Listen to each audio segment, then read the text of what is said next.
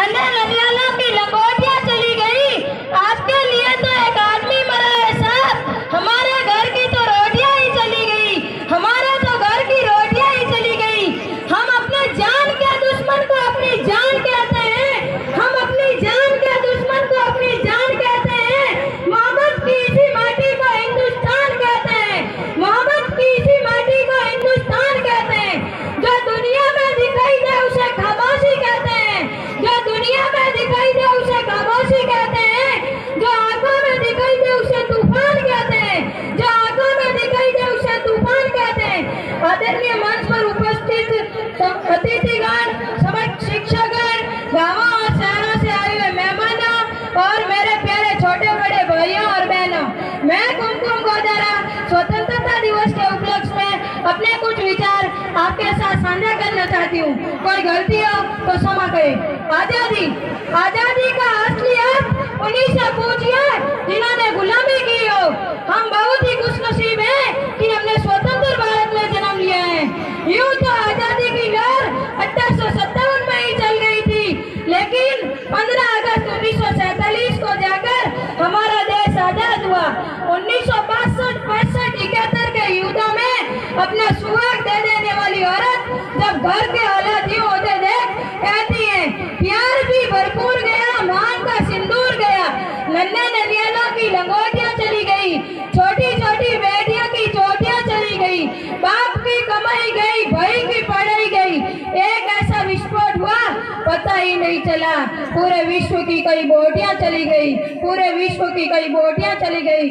जब पूरा परिवार एक साथ बैठकर देशभक्ति साबित कर रहा होता है, तभी देश बलिदानी मांग रहा होता है, तभी देश मर जाने को, मिट जाने को, फांसी चढ़ जाने को कहता है। लेकिन अब देश मर जाने को नहीं, मिट जाने को नहीं, फांसी चढ़ जाने को नहीं कहता। मैं नहीं मानती व्हाट्सएप, फेसबुक, इंस्टाग्राम की डीपी को तीनों रंगों में रंग देना देशभक्ति है। तिरंगे को 2 बार हाथ में लेना कोई देशभक्ति नहीं है।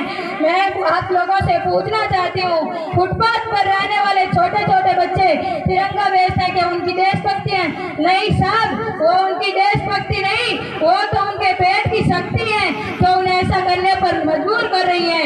ना वो मंदिर को जानते हैं, ना वो मस्जिद को जानते हैं, ना वो मंदिर को जानते हैं, ना वो मस्जिद को जानते हैं।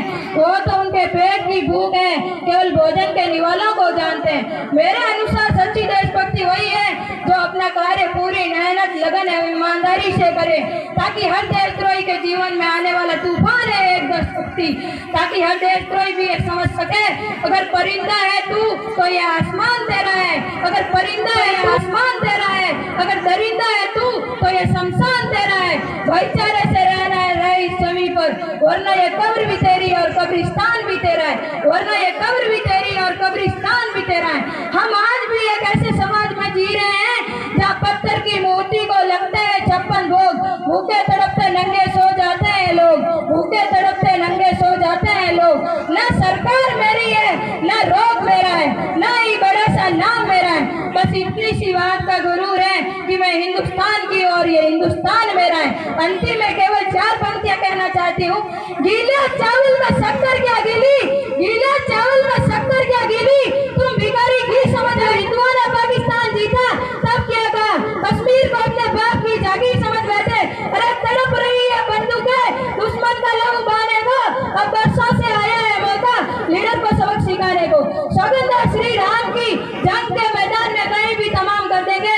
हे पाकिस्तान वालों, तुम क्या कश्मीर छुड़ाओगे हमसे? हम कश्मीर की रजिस्ट्री तिरंगे के नाम करवा देंगे।